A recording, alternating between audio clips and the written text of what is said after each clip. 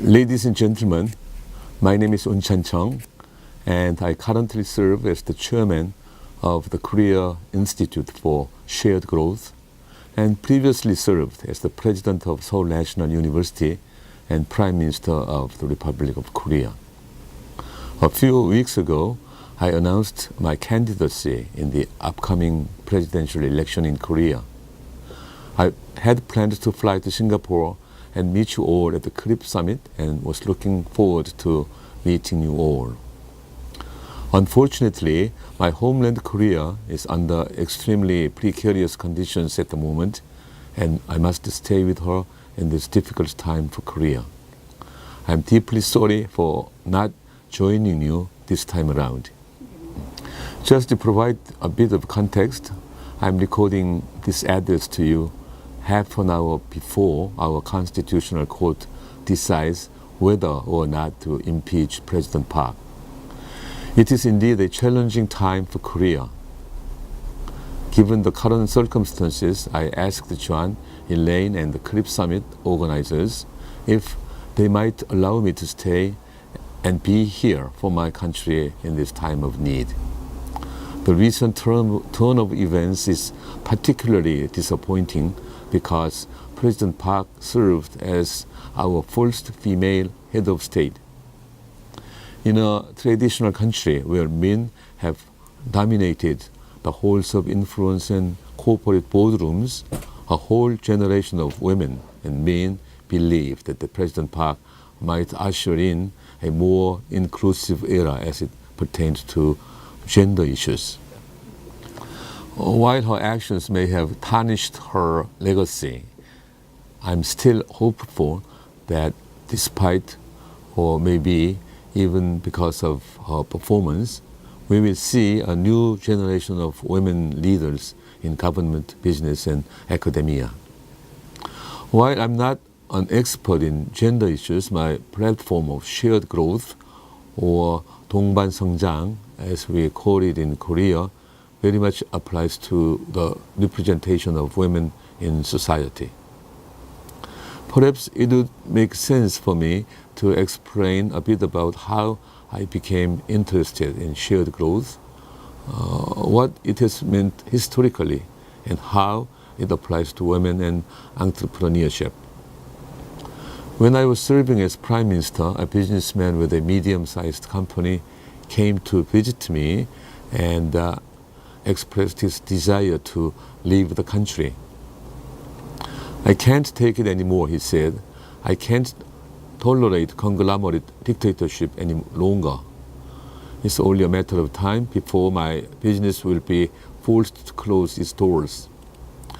I was compelled to take a closer look at his cause for concern and found that Korean conglomerates indeed engage in unfair business practices.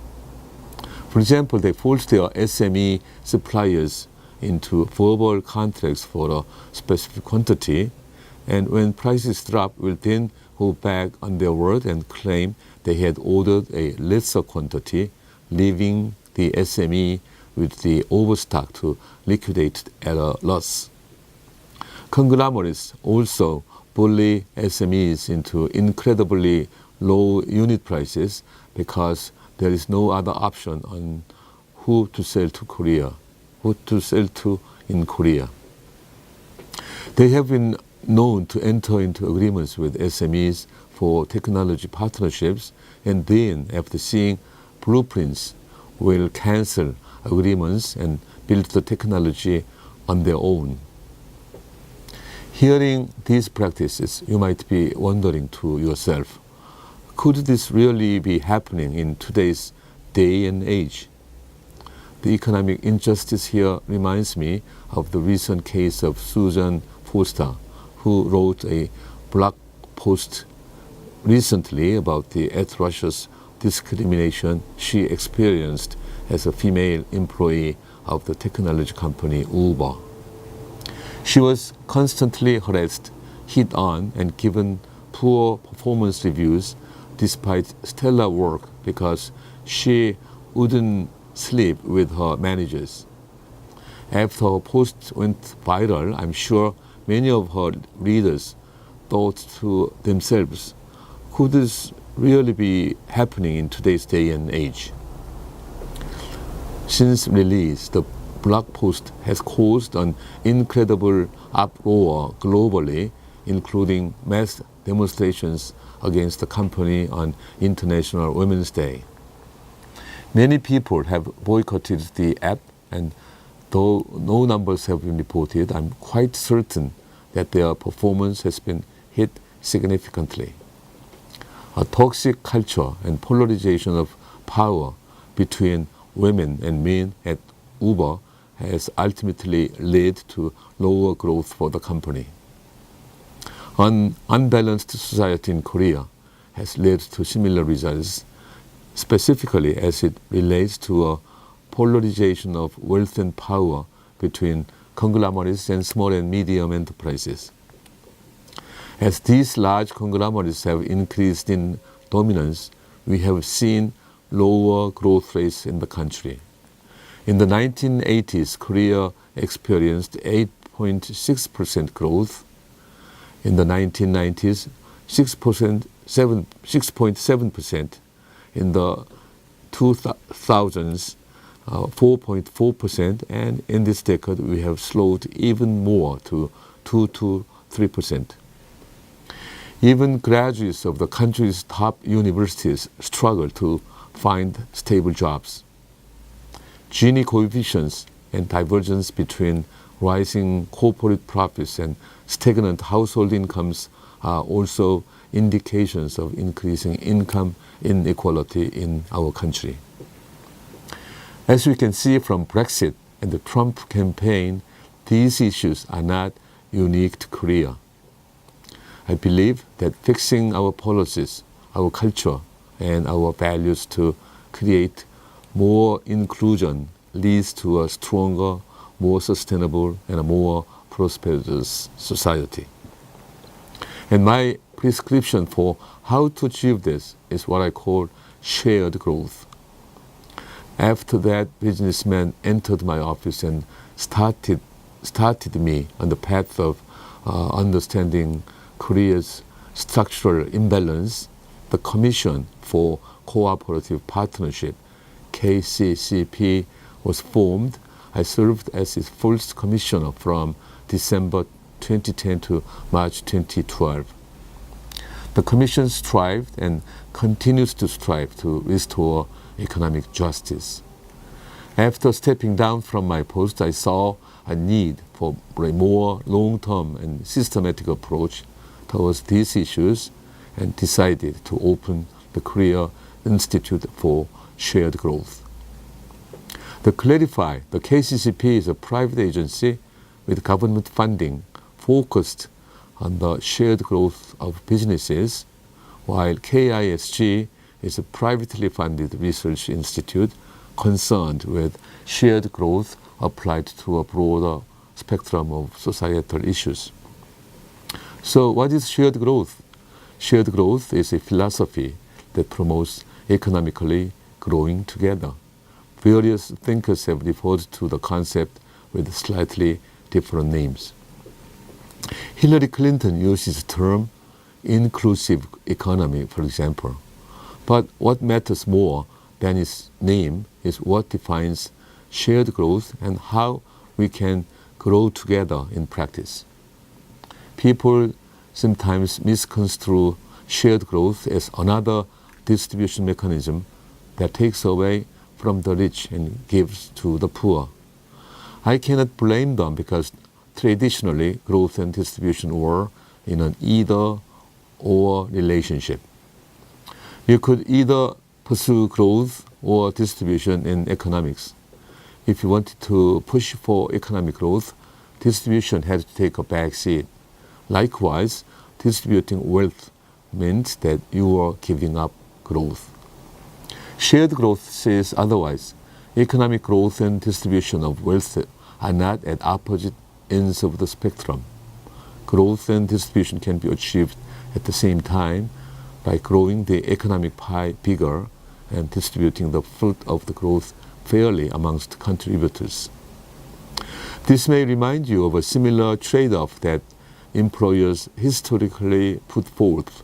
They used to say, if I want to have more women on my team, then I will be less productive. And if I want to be more productive, then I need to have a male-dominated team. Diversity and productivity were seen to be part of an either-or relationship where one had to take a back seat. But increasingly, enlightened employers realize that their teams become more productive, not less, when they add more women. Diversity in background leads to a wider generation of ideas and more creativity, as well as a more robust process for problem solving. Let me share with you a personal account of shared growth between women and men. When I served as president of Seoul National University, no woman had ever been appointed as a dean in the administrative organization at SNU. To remedy this problem and to shatter the glass ceiling for women, I appointed 2 women professors as deans there. One served as Dean of Research Affairs, and the other served as Dean of Student Affairs. The result was astonishing. These women professors did great work as deans of their respective departments, and their performance helped me convince the government to hire 50 more women professors at Seoul National University. The men at the university also benefited from the increase in diversity as well.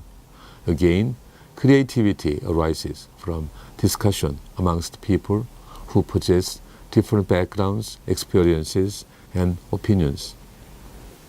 Without women represented in leadership, we couldn't expect the university to take into account the perspective of 50% of our population, and I truly believe that the increased number of capable female faculty members contributes tremendously to the university's continued success.